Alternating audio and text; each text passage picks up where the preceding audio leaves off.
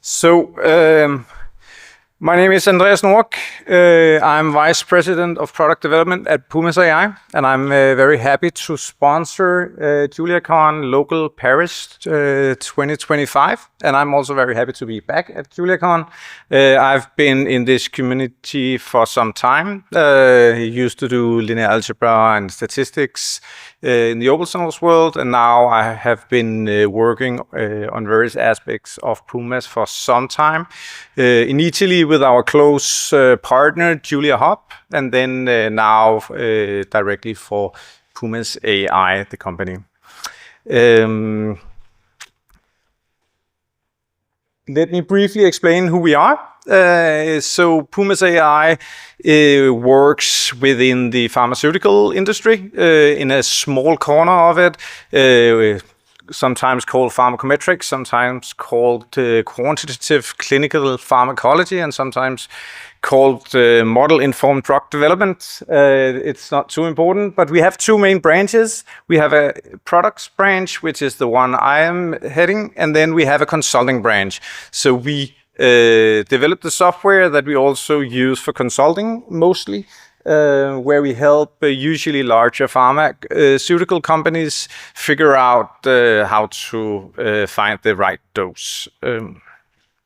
So to the left here you see our products features. The last one is mostly it's not really a product. It's a chat for using the other products, an LLM-based chat. Okay. So let me briefly try to hint at what our software is doing. I will make it very high level.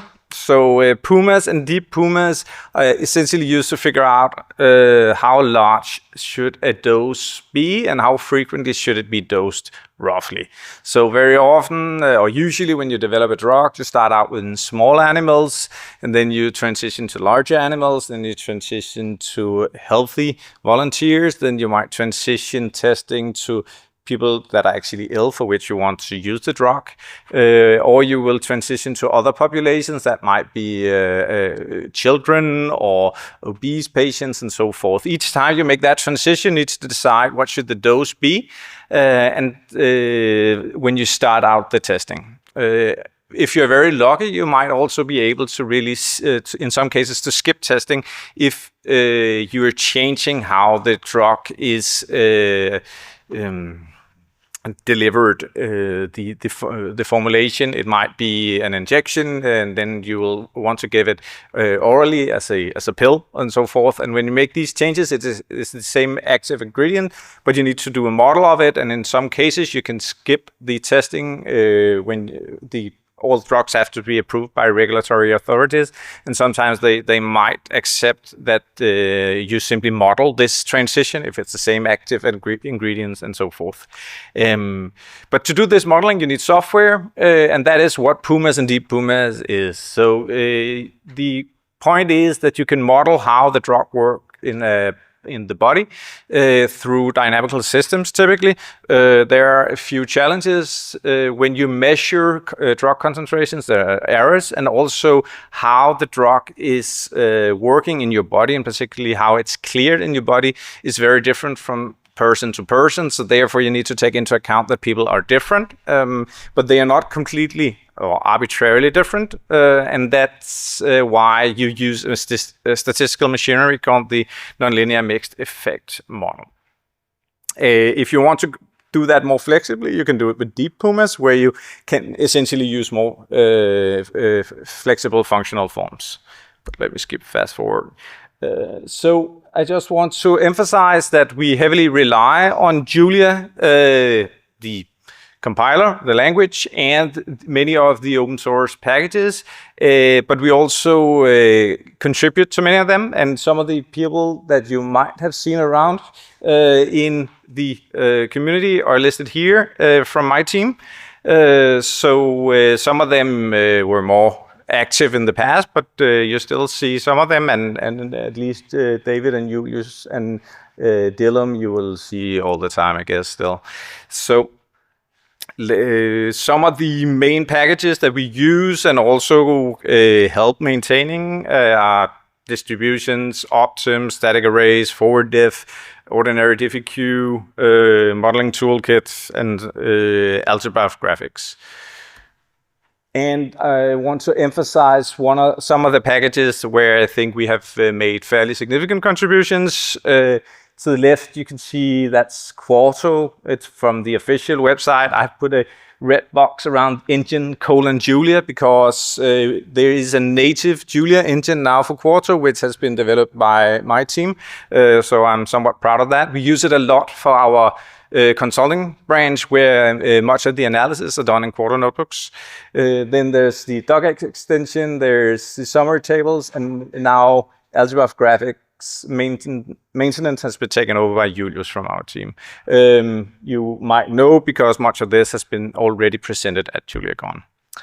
Then fancy transition. I copied the slide. We had a launch of a new feature this Tuesday, where you will now be able to use Pumas from a MCP client. So you can simply speak to Pumas now with natural language, and it will compute the right dose just from text input. So you can see more if you're interested on our website about that. It'll be launched shipped with our next minor release, which is 2.8, that will come out later this year.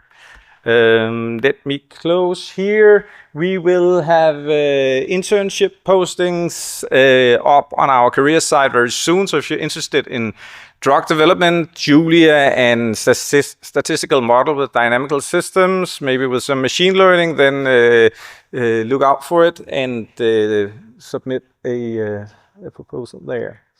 And we also have a lot of educational material. So if you're curious in learning more, you can find various material or enroll in courseworks related to these topics and machine learning and so forth. But go to our website, pumas.ai, and look if you're interested, or find me around here at the conference. I should mention one important thing. Our software is free for academia.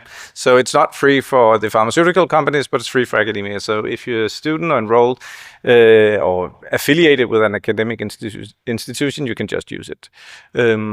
I will stop here. Find me if you're interested in hearing more. Thank you. Thanks for your talk. So you have some code in Julia running in production. And could you elaborate on this? Do you face some difficulties? Yeah. Yes, there have been many challenges along the way, figuring out how to protect your source code, how to work with system images and that are fairly large. Yeah, maybe I'd be happy to go into details, but I also won't take up too much time here. So, but we are shipping it with hidden source code in a big system image, where we essentially ship our libraries as we call it fake standard libraries. So we use the standard library functionality to essentially ship our code without the source code. Yeah. Any other questions? I do have a last one. Is there any particular industrial application that you're very proud of or fond of, and that you can tell us without being slapped with a big lawsuit? If there's any of our... Yeah, what are you most proud of in terms of practical impacts of Pumas AI, if you're allowed to tell us? Well, actually, I am, because it was presented at JuliaCon a couple of years ago, I think. So our software was used by Moderna to figure out how they should, the dose amount for the vaccine. So I think that's... For COVID? Yeah. So that's probably the most famous one. But that work, or some of it was presented by the lead scientist from Moderna some years ago, 3 years ago, or something like that. Yeah. Awesome. So I guess we can check it out on YouTube. Yes, indeed.